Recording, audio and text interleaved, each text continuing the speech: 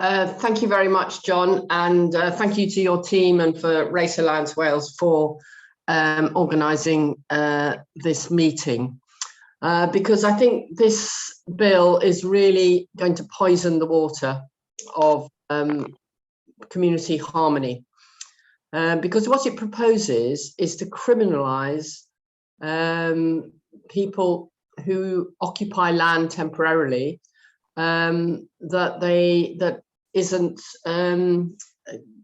don't have permission for. And in the context of the Gypsy and Traveller community, it completely overrides the Planning Act of 2015, which obliges all local authority to have at least one Gypsy or Traveller site in its boundaries. And I know that because of the resistance of some local authorities, there are still, I believe, 3 local authorities where they still haven't provided a site for travellers, which means that inevitably anybody who is travelling through a particular local authority will be criminalised, because they've got to stop somewhere. It's dangerous not to stop.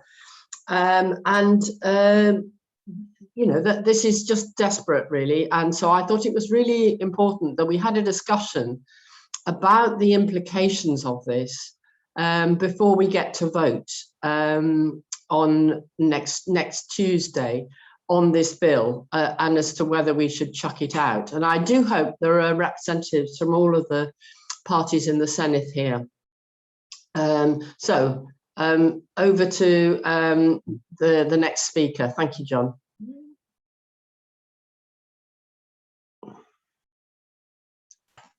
Thanks, Jenny. I'm not sure what political representation we have here, but it would be very useful, as you say, if there was cross-party representation, so we could hear a variety of views and perhaps, you know, get to some sort of common view on this legislation and what needs to be done about it. But we'll see how the meeting unfolds in that regard. Okay, so let's hear from the Gypsy Roma Traveller community then. And Alison Humes, co-founder of the GRT Social Work Association, will begin, and I think then bring in other speakers. Alison. Yeah, thank you very much, John, and thank you for inviting me here this morning. I've got my camera off because I'm a bit poorly this morning, so if my voice is croaky, apologies. I'm a Welsh Gypsy, and yeah, you call them ready. The point is, obviously, I'm going to explain to you. When you call one ready, you've got to come up and test it. Okay. I'm not quite sure who that is. I don't know. No, that's probably what they said on the notes. Probably what they said. Could we ask everybody to make sure they're muted? Then I go out and gate. That's when we're ready for the inspection. Yeah. The host can mute anyone that's in the meeting. Okay. Test everything because it has to meet certain regulations.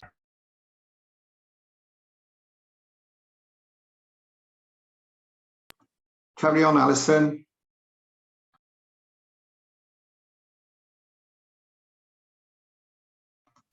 Alison, are you still with us? Alison's muted. All right, could Alison be unmuted, please? There we go. I think, can you hear me now? Yes, thank you, Alison, yes. Okay, thank you. So yes, I'm a Welsh Gypsy. I'm co-founding member of the Gypsy, Roma and Traveller Social Work Association. One of the reasons we co-founded this is that you know, social work with our communities has to change, and we have, you know, a deep belief that change will only really happen if it's led by community. So I think there are a number of things that I want to say. You know, I can talk about, you know, the hundreds of years that we've been here in Wales. I can talk about our contributions, but I feel that everybody should know this. So, you know, what I'm going to say is that we should never ever have arrived at this place where, you know, part 4 of this bill could have been drafted. You know, that it has been and is likely now to become law without any substantial amendment tells us, Gypsies and Travellers, all that we need to know about how much we really matter and just how normalised anti-Gypsyism and anti-Traveller hate is in the UK and in Wales. Back in the early 1990s, Václav Havel called the Gypsy problem a litmus test of civil society and described driving out manifestations of intolerance as the biggest challenge of our times. This bill is all the evidence we need that the litmus test has failed. This bill is absolutely about ethnic eradication of gypsies and travellers, and stands in a long and unhappy line, centuries of legislation and policy in the UK aimed at our assimilation or eradication. The Welsh Government has failed the litmus test because we should never be in this situation.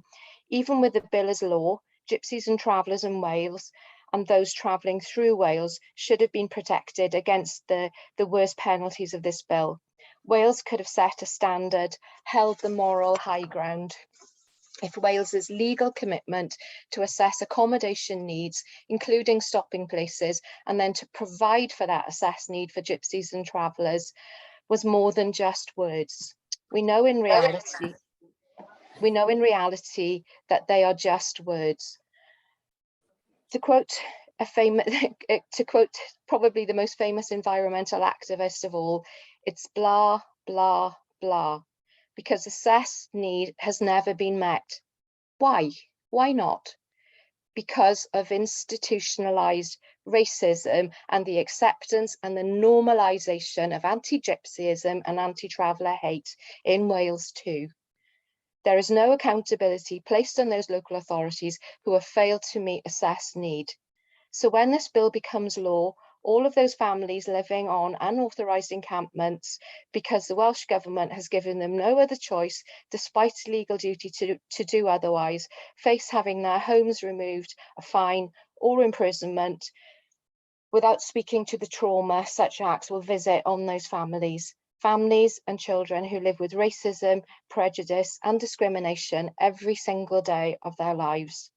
Families who live with poor health is absolutely because of the way they are forced to live. Children who suffer bullying every day in our schools because of the way they are forced to live. Welsh Government strategies to close some of the gaps in health and education outcomes for gypsies and travellers will continue to fail until housing issues are dealt with in a culturally appropriate way. Gypsies and travellers do not engage in accommodation assessments fully because they don't trust them to change anything, and no real attempts are made to understand the housing needs of gypsies and travellers living in bricks and mortar because of forced assimilation. So the ones that are completed, the assessments that we already know about don't actually represent true need. The Race Equality Action Plan will fail in its ambitions to create an anti-racist Wales unless the Welsh Government accelerates the need to address the impact of the police bill immediately. And as a rider again to that, we know that social policy has never improved the lives of gypsies and travellers in Wales. So why is this going to make any difference? How is it going to make any difference? We know that the legislative consent motion, which was submitted earlier this year, was so poorly drafted that it failed to make out the test for requiring Welsh Government consent to this bill. I could have drafted that motion with more effect, a lost opportunity to make a real difference.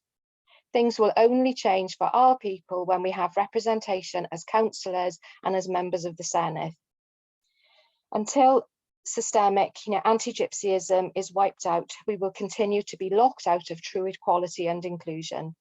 If the Welsh Government fails to use the levers in the Housing Act 2014 to counter the worst abuses in the police bill, they will be complicit in our annihilation as a legally protected ethnic people indigenous to these lands.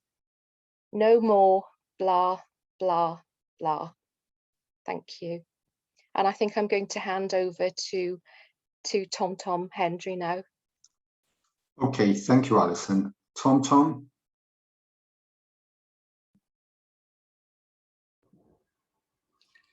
Hi everybody, can you hear me? Yes, that's fine, thanks. Good stuff. Well, I didn't know what my colleagues were going to be saying today, so I won't say much because I think it's going to be covered. But again, from somebody who's had a background in equality for nearly 12 years now. It astounds me how anything like this can even be proposed and thought about, because anybody with a real understanding of equality understands that any document that infringes on people's rights or the right to live in the way that meets in this case nomadic needs is an infringement against their rights, and it can't be done. And it's obvious that this document unfairly is set aside to criminalize the rights of those who don't live in houses. Now, the law is designed, I think most of the law, most government is designed for people who live in houses. And I think it's appropriate to say that Gypsy and Travellers, foremost, have never asked for anything, but accept the fact that they need to send their children to school now, and they need there's other things that are needed, like doctor surgeries and access to GPs, access to hospitals, and access to banks, and all that takes addresses. So they've made a good effort of modernizing, being modern and modernizing part of the community. That doesn't mean giving away your ethnicity, and that's different. And I'll finish. We're coming up to Holocaust Memorial Day, and I'll finish with one of my favorite sayings, because it's true, and which is it was said by a Polish national in the war, and he said, annihilation and assimilation are two facets of the same fate, and that's so true. Any way you look at it, it's true. Whether it be criminalisation through documentation or any other means, it's not right. And anybody, as I said before, with an equality background or speaking for people should know that this document is disgusting and it should just be thrown out. Finish there. Thank you. Oh, okay, Tom, thank you very much. Alison, are you bringing in any other speakers at this stage? Yeah, I think that Leanne should be with us. Leanne Morgan, who's also a Welsh Gypsy, and I think after Leanne, possibly Martin Gallagher, who's a Traveller. Okay, thanks, Alison. Leanne? Hi, good morning. On my thing, it says Donna Morgan because my first name is Donna. Everybody calls me Leanne. It's a Welsh thing, it's a Gypsy thing, and they intermingle. Okay. So hi, people, that's me. I just want to go back. Both Alison and Tom have said this thing, we should know about equality. We should, obviously nobody knows about equality, otherwise we wouldn't be facing this bill. To me, my community, my people, my heritage, my ethnicity, it's being suppressed. This bill is suppressing it. It's going back hundreds of years when you could be killed for being a friend with a Gypsy. Are we going to go back to that? It's mind-boggling, to be honest. The Gypsy travel community, we've been part of UK-wide heritage for 500 or more years, and yet still today in 2021 our ethnicity is being stamped out, for want of a better word. There are things that are put in place in the law that can't be done because there are a towing license, for instance. There are young men that pass their driving license and they don't get towing. You have to take a separate test for towing. I believe it is changing quite soon, but still that only is a limit to a certain weight and length of a caravan. That doesn't, so not all caravans fall within that weight or length, and so therefore these young men have to wait for an older member of the community, uncle, brother, father, to remove their caravan. and it says if they can't move or won't move, they'll be penalised. So therefore, they're using one law to back up a unit to back up something else. Our community, it feels as though our community is trying to be stamped out. Like Tom said, you know, we're falling into line, for want of better words, of, you know, settling, children are going to school. Here in Pembrokeshire, we have almost 100% of high school children going to a high school, either whether it be mainstream or our own Gypsy unit within the local school that's here. But we give. We constantly, and the government take, but they don't give anything back. And it is like as Alison said, blah, blah, blah. We've heard it all before. This is why it's so hard to get information from gypsies regarding consultations. They're gonna, why bother? Why do we bother putting our opinions forward, fighting for our equality, fighting for our heritage and our ethnicity? I don't see any other community fighting to keep their ethnicity and their heritage as much as we do. I'm not saying they don't, but we seem to have pressure put on us. So yeah, I think that's all I really need to say. But it's saying we should know. They obviously don't know how ridiculous it is. They obviously don't know about equality. Otherwise, these bills would not be put forward. So maybe we go back to basics and teach them about equality again. Again, will we be heard? Thank you.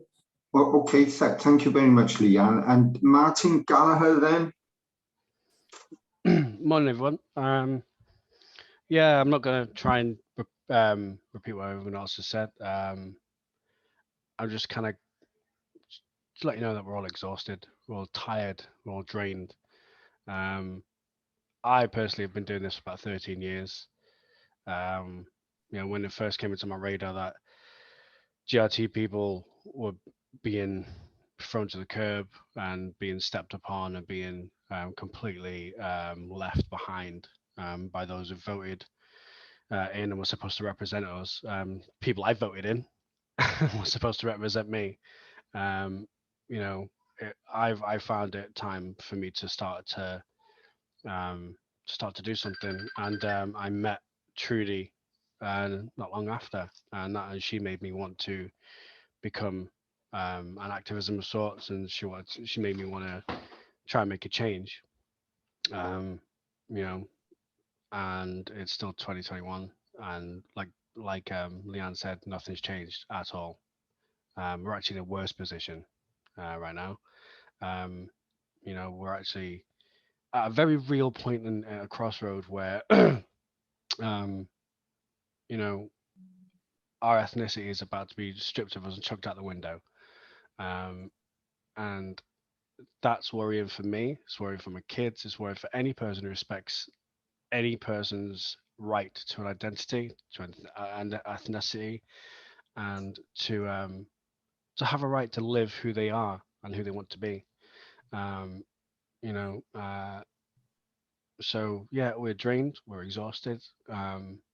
We feel like we're caught in quicksand, which is, you know, up to here now. You know, we're at the point where we can't breathe anymore because, you know, before we had councillors and local MPs, you know, vigilante groups within the local communities, and now it's the government. Now it's the government. Like it's from top down now, and it's the kind of most powerful who are openly ready and openly supporting us not being here anymore. You know, in terms of the worries that we've got, I mean, you've probably heard them all in different meetings. You know, I've heard Alison and Trudy and Tom and Leanne in hundreds of different meetings about this bill, and you've probably heard them before. I'm just going to reel them off there quick. You know, we're worried that this bill will see more cases like Johnny Delaney. If you didn't know who he was a 13-year-old boy from Ellesmere Port who was murdered by two young boys who weren't travellers, who were English, and they murdered him just because he was just because he was a gypsy. That's what they said to the police. You know, he was walking off from school and home. So we will see that. There's a video that's gone viral about 2 years ago of a man captured on CCTV really casually walk into a car park in the middle of the night and sets fire to a trailer who had a little family in it, you know, 2 young adults and a baby, and casually walks off. It's the most vile video I think, you know, I've ever seen, because he walks in with his hands in his pocket, sets fire to the caravan, puts his hands back in his pocket and walks off like nothing happened, you know. And you see the fear, and you know, the dad, that he's a young dad, gets the family out, and everything's gone. That's going to happen again, you know. People are going to think that it's okay to do this because it's law. People are going to think it's okay to do this because of the continued perception that we are not welcome, and that we are alien, that we are, you know, we don't have any right to be there. You know, the lack of continued publicized GRT support, you know, to say that we are a human, we are protected by the Human Rights Act, you know, and also an acknowledgement of the government and all these local councillors acknowledging that they have made and failed us and GRT families by not, like Alison said, acting upon the assessed need for transit sites, or for council sites, or even the continued barriers put up by people who want to buy their own private land. You know, the rejections for those and the appeal process and stuff. You know, there was one in Wrexham 2 weeks ago. There was a big campaign against a site that was planned, and everybody said, let's push it through because this family needs it. They've been a mainstay of Wrexham for a long time. A big, you know, a really kind of volatile campaign was held against it, and it turns out the person in the lead had his own caravan site on the same road down the way that was used for profit. It was a holiday let home, you know, and it wasn't put through on that reason. That person won, you know. So it's the top-down mentality that is allowing the rest of society, civil society, like Alison said again, you know, to fail the litmus test. It's as simple as that. You know, then, like a friend of mine, Mish Rahman, from Birmingham, he's highlighted what's next. It's, you know, the nationality and borders bill. You know, that's already causing really big controversy, because it would allow the government to remove British citizenship without notice or right to appeal. You know, it's that whole they came for us. Yeah, they came for Windrush, the generation, and now now they're seeing where to go next. And this nationality and borders bill have been pushing through really quietly. You know, and this is all flagrantly done in the face of children's rights who are going to be affected, who are going to be taken into care. Their education is going to be stopped. Their life's going to, you know, their life chances are going to be harmed, essentially thrown in the bin. Like I said, if they're taken into care, that increases a massive risk of child abuse within the system, which has happened to travellers over decades and generations. That leads to self-harm. That leads to the stat that GRT suicide rates are 6 to 7 times higher than the general population already. You're going to see that increase because of this bill, just this bill alone. You know, children, the generation that we were hoping were going to be interested in politics, the children that we were hoping that were interested to be MPs and councillors to represent us in a political level where they would have a fairer chance at it, they're not going to have that chance anymore, because they have to get out of the system first, you know. So I mean, I'm not going to say any more, because you know, there's a lot of people here and there's a lot of things on the agenda, but thank you very much for having us all. And this bill is the biggest threat, you know, to equality just across the board, not to GRT people, because if it goes through as it is, that will allow this government to target anybody else, and it's a dangerous precedent. So it can't be if we are a truly safe and equal place, it cannot be allowed to go through. But yeah, thank you very much. Thank you so much for having us. Okay, Martin, well, thank you very much for setting out your concerns and the implications of this bill so strongly and clearly. Okay, let's move now then to a legal view. It is a bill, and its legal effects are obviously at the very heart of this. So first of all, I think we have Lucy O'Brien from Watkins and Gunn Solicitors to explain the legal consequences of this bill if it proceeds as currently proposed. Yeah, Lucy? I think. Hi, I'm Lucy from Watkins and Gunn. I think everyone has covered what the consequences will be. The question is, what is the Welsh Government going to do to mitigate against those consequences on behalf of gypsies and travellers? And one of the issues has already been highlighted in the sense that local authorities aren't complying with their duties when it comes to assessing need and when it comes to ensuring that there's adequate authorised encampments. What the Welsh Government could potentially do is declare that failure by local authorities to provide the amount of pitches identified by assessment, potentially within 12 months of that assessment, would be investigated as a breach of duty and give rise to a legal challenge.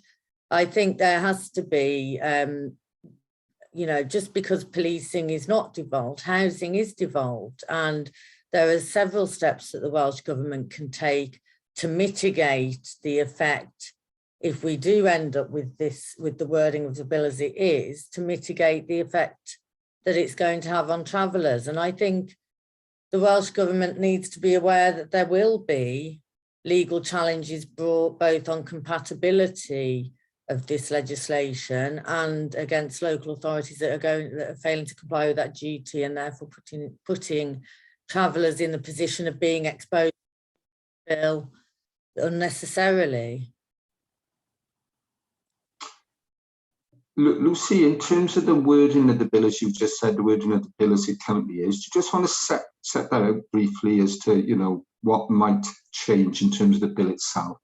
Because obviously there will be a big campaign and lobby of Westminster on this, as well as considering in Wales what the Welsh Government might be able to do. It might be better for me to do that after this meeting. I know there's a lot of speakers in this meeting, but... Okay, if it would take some time, yeah, later would be fine. Okay, did you want to say any more at this stage, Lucy? No, that's all I had to say, thank you. Okay, we have Trudy Aspinwall as a speaker on this particular aspect as well. Trudy? Morning, John. Morning, everyone. Just to say, Martin Gallagher, who was speaking before, has popped up with, he's showing my name. So just to be clear, that was Martin Gallagher, and I sent him the link, and that's why he's showing up as my name. So there's not two of me.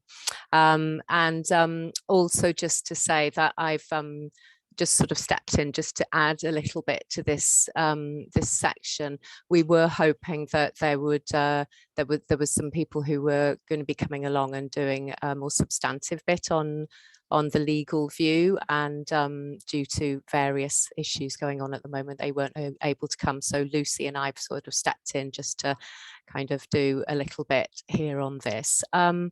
I think, everybody's spoken quite a lot about the duty on the Welsh Government to assess accommodation need and to provide sites. And I think it's just the situation that we're in is, I guess for me, and sorry, I probably should have said I'm the team manager of the Travelling Ahead Advocacy and Advice Project, working with Gypsy, Roma and Traveller families across Wales. For me, in a week's time, we have the Senedd going to be discussing part 4 of the police bill and deciding whether or not to give consent, deciding whether or not they can withhold consent. Now, we welcome the fact that the Welsh Government has, and the Minister's made a statement to say that they believe that part 4 of the police bill is incompatible with Welsh values and with Welsh legislation. But as Alison Hume said earlier, the report from the committee in the Senedd who've looked at at that information have basically come out and said that they don't believe that the Welsh Government can withhold consent for this part of the bill, because they have looked at this as a piece of legislation around public order. Now, we believe, and you've heard really powerfully from people from the Gypsy and Traveller communities, what this bill actually means to people, what it feels like to have this bill being in all likelihood passed in its entirety in the UK government. And you can hear that what's being asked is that in Wales, where we shouldn't be in this position because of our very proactive and positive legislation, that the Welsh Government do everything possible to challenge this legislation, to disapply it and to mitigate its effects. Now, we believe that much more needs to be done and understood by the Welsh Government and by Senedd members about what our powers are in Wales and how they should be being used, so that we don't just end up with the blah, blah, blah. We've taken a little bit of advice from a couple of people, and I just thought I would share with you some information from Dr. Hugh Evans, who's an academic lawyer at Cardiff Met, who was hoping to attend today but was unable to be with us. So I'm going to read from his email, and basically his view is that the Legislation and Constitution Committee that looked at Part 4 of the police bill says that this falls within the public order, maintenance of public order, and that this is not a devolved matter. And therefore, the committee doesn't think that Part 4 touches on it as a devolved matter. So the report that's come to the Senedd is that the Senedd legislative consent is not required for the UK Parliament to enact Part 4. So fundamentally, it doesn't really matter, you know, whether the Welsh Government agree or not agree that the consent isn't needed. However, Dr. Evans says that he's not convinced that this position is as straightforward as it has been portrayed. He goes on to say, yes, Part 4 does cover public order considerations, but as the Welsh Government did suggest to the committee, it also touches on the use of land, in particular about the social use of land and its regulation. Use of land is not reserved. If it can be successfully argued that Part 4 is not primarily about the maintenance of public order, but relates to the use of land, then consent would be required from the Senedd to the enactment of Part 4. And then he goes on to talk about the Human Rights Act, because in all of this, although the Welsh Government have made a statement saying it's not compatible with human rights, the report that's gone to the Senedd doesn't really make the most of our Welsh duties and responsibilities and commitments under the Human Rights Act. So Dr. Evans goes on to say one particular aid to such an interpretation is Section 3 of the Human Rights Act, which states that so far as it is possible to do so, legislation must be read and given effect in a way which is compatible with ECHR rights. Although Part 4 is draft legislation, I fail to see why the spirit of Section 6 should not be applied to Part 4 as it is the intended legislation. And then it talks about the Article 8, the right to respect for private and family life, has to be considered. And this is at the core of Part 4, as Part 4 of the police bill seeks to make illegal and criminalise trespass when families are encamped on land that doesn't belong to them. And its very intention is to interfere with private and family life. And there's also the issue of proportionality, which is part of the ECHR. And there is a clear argument to say that Part 4 of the police bill is not proportionate to address the issues that it purports to address.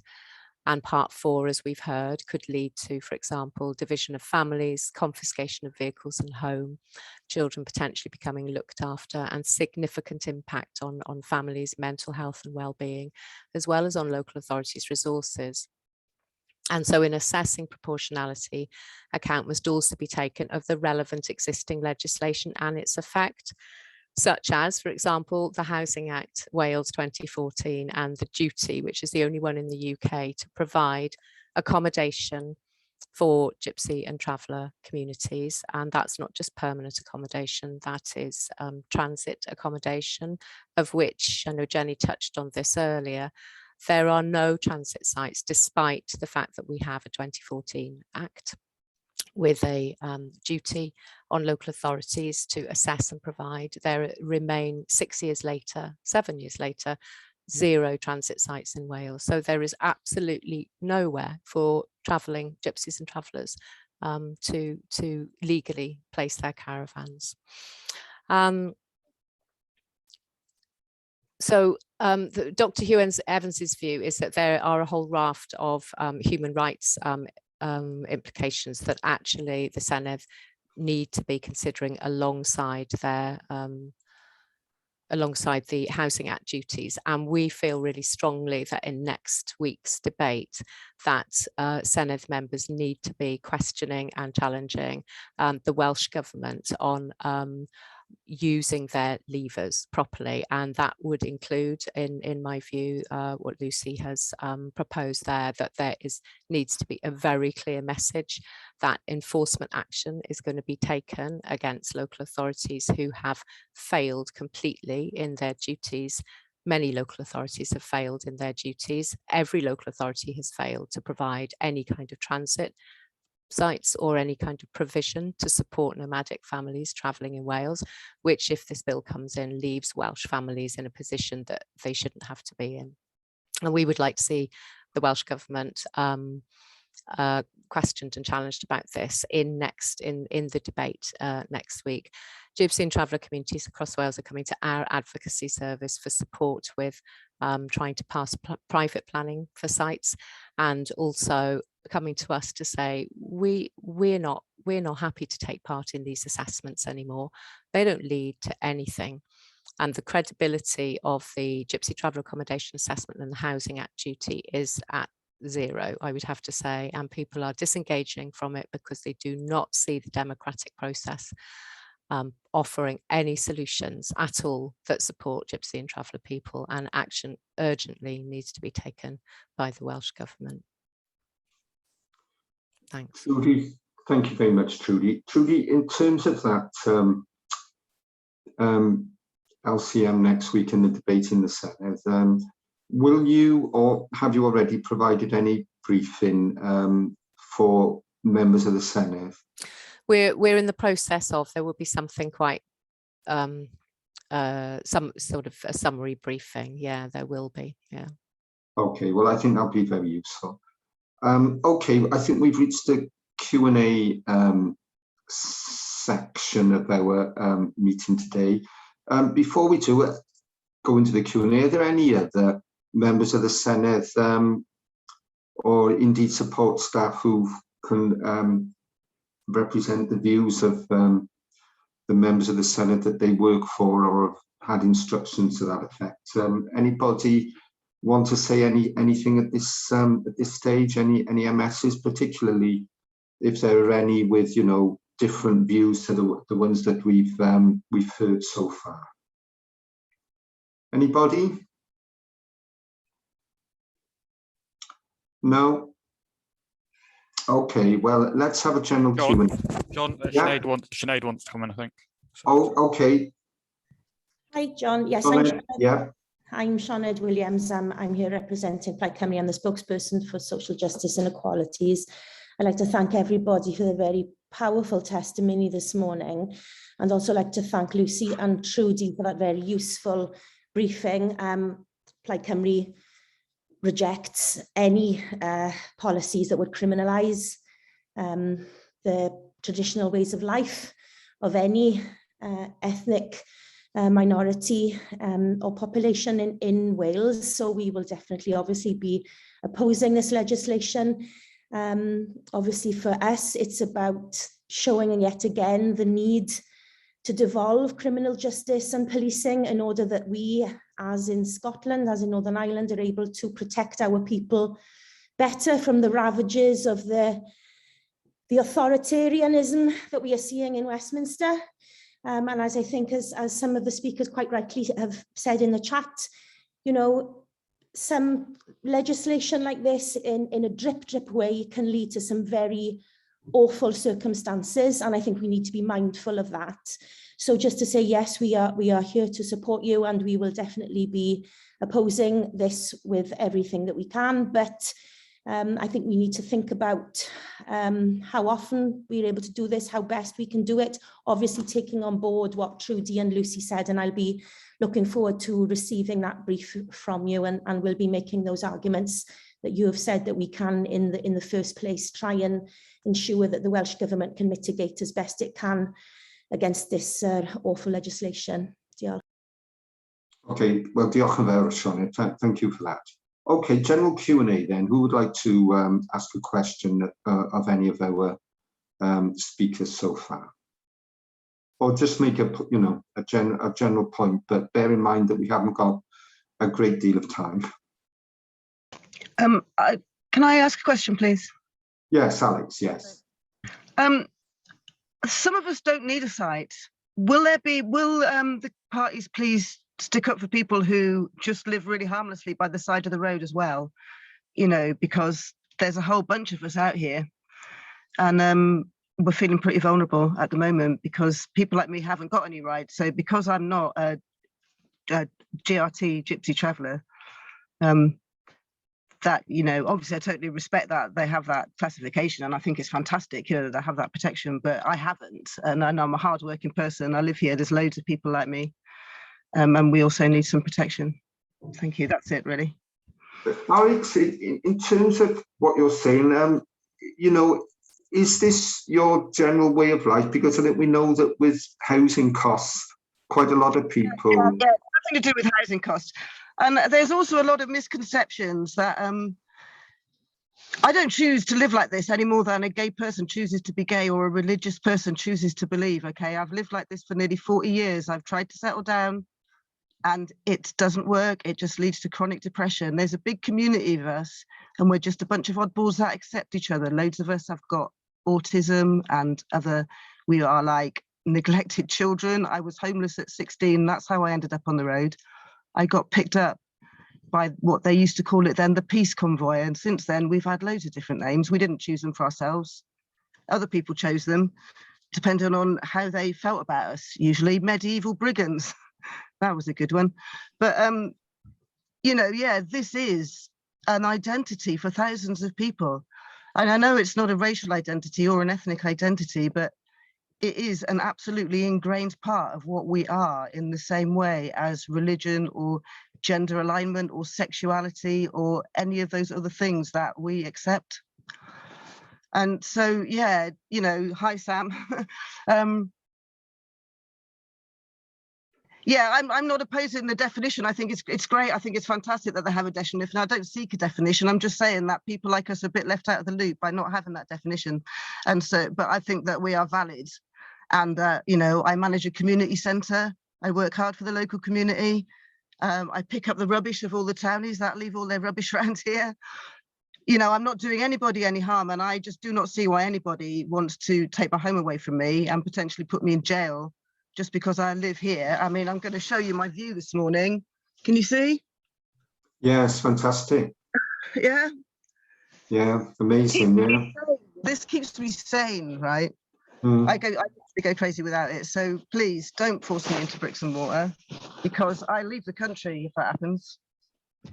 No, Alex, thanks very much. It's very useful to hear from you. Yes, because, you know, it's another example of the effect that this legislation will have, and of the, you know, the wider community that that have that way of life that perhaps are not always considered as much as others. And I can see that Sam and Trudy have put some useful information in the chat box explaining, you know, how people with your lifestyle, Alex, are covered and included.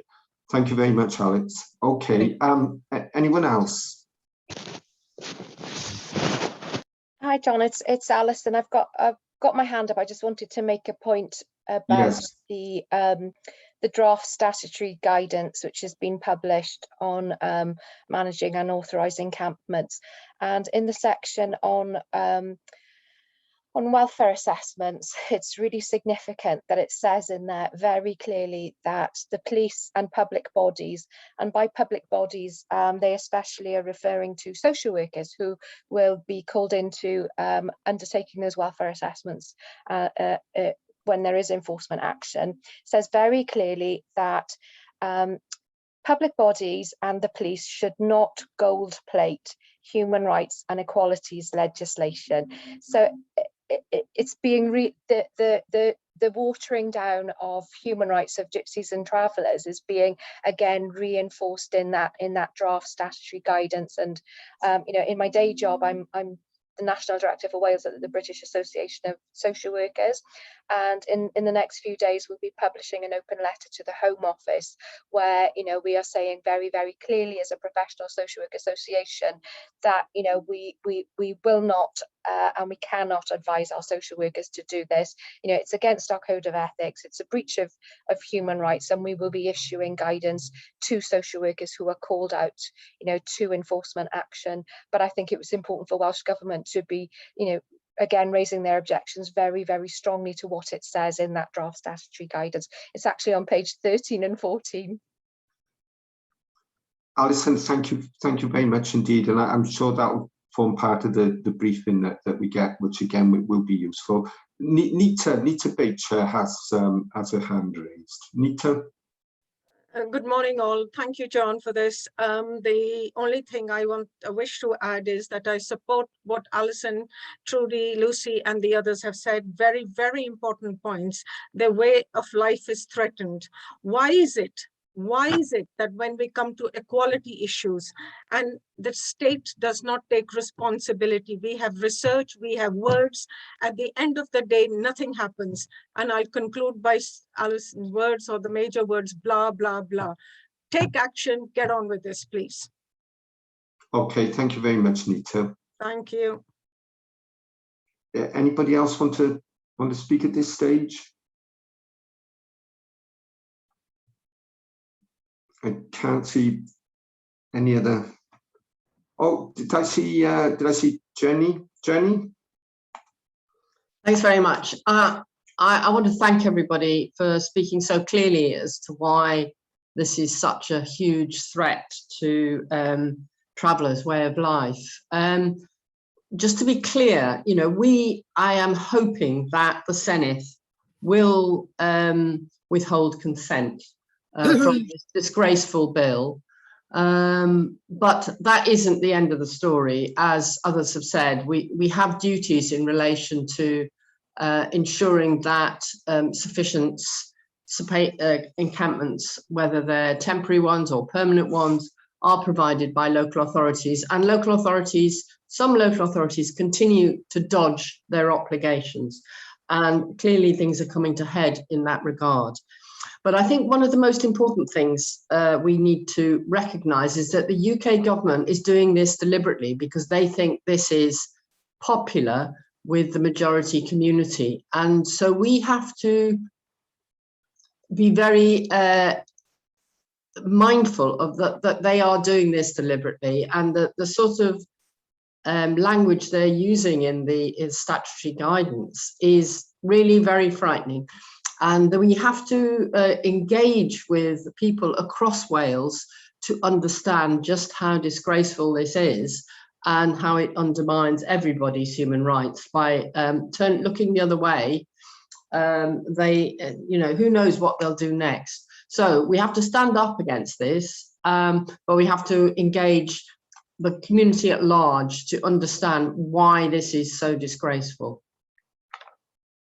Okay, thank you very much, Jenny. And we certainly do need, you know, a widening of the campaign, I think, looking at all aspects of this, because what we've heard today is very alarming indeed. And that powerful point about, you know, if UK government are continually allowed to get away with this sort of thing, then, you know, what will happen next and where will we all end up is frightening indeed. And Welsh government can do some things, but you know, we really need to get the message across as to what UK government seem to be up to with this and other legislation that they've already introduced. Ingrid Wilson. Yes, I just want to build on what Jenny has just said as to how we can influence ordinary people's mindsets and avoid the inflammatory racism that already exists. And any help that could be given to us by the very experienced speakers today to maybe develop some form of petition or public awareness of, you know, it could be you next. And yes, I mean, I've learned things this morning that I was not aware of, and I like to think of myself as somebody who has been involved in race equality for more decades than I can count. And yet I found there were things that I could learn today. So what about the ordinary shopper that I might bump into in a supermarket? How can we help to influence their views in order to prevent this evil law becoming law? Thank you.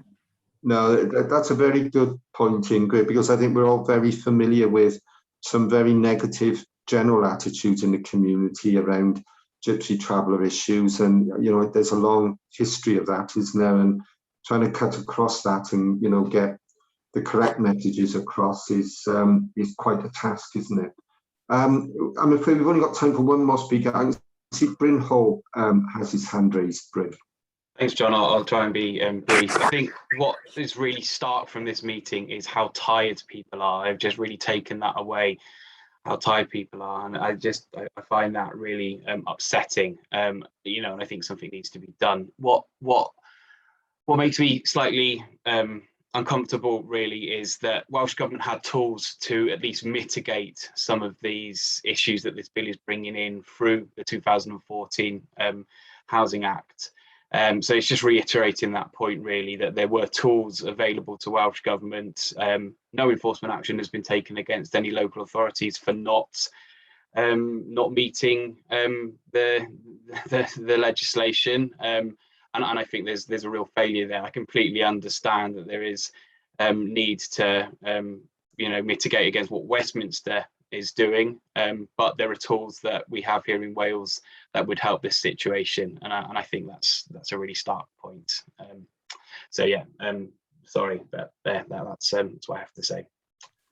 Okay, but no, that, you know, fine. I mean, you know, obviously it's a lot easier for those of us in Wales to do something in terms of direct levers that that Welsh Government has and local authorities have than it is to influence what the UK government might do. So, you know, obviously those points are very well made.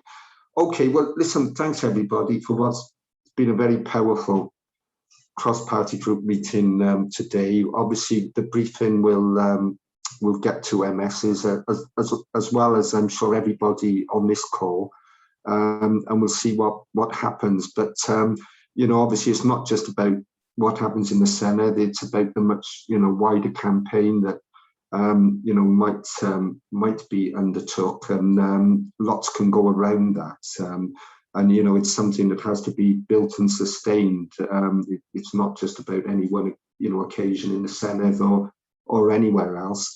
So you know, we need to have a strong dialogue on this, I think, don't we? And you know, work very closely with organisations with the experience and knowledge to you know, to perhaps give some shape to that. So I think, you know, certainly as a first step, we can make sure that the chat from today, as well as I'm sure the recording of the meeting, is distributed to everybody on the call. And you know, let's see what happens next week, and let's go forward from there. Jenny, I don't know, Jenny Rathbone, I know you came back in, Jenny, but is there anything you wanted to say about, you know, the form of that campaign, you know, in terms of your cross-party group, for example? Well, I think the important thing is that the community at large has to stand up for the rights of Gypsy travellers communities. I don't think we can, you know, play off one group against another. We really do need to be in solidarity. and we have to combat the racism that exists in relation to the Gypsy and Traveller community. It's extraordinary. People will say things about the Gypsy and Traveller community they wouldn't say about another ethnic minority. And we absolutely have to combat that.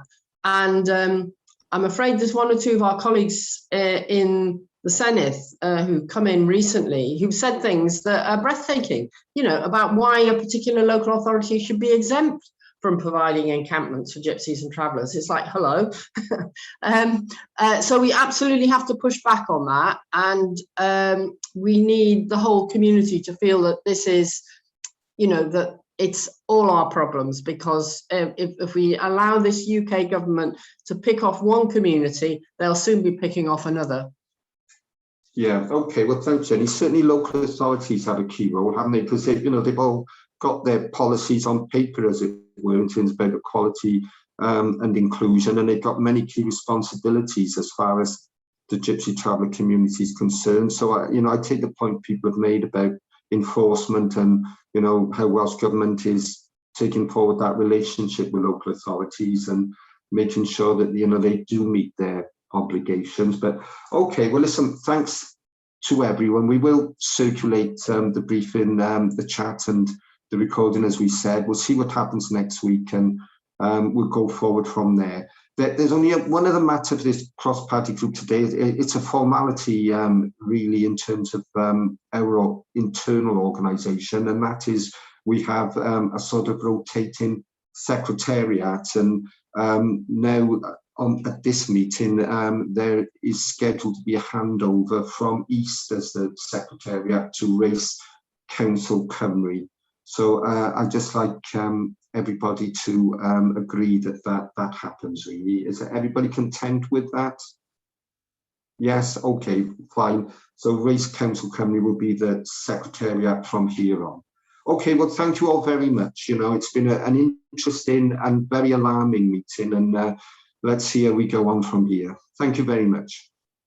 Bye, everyone. Thanks, bye. Bye.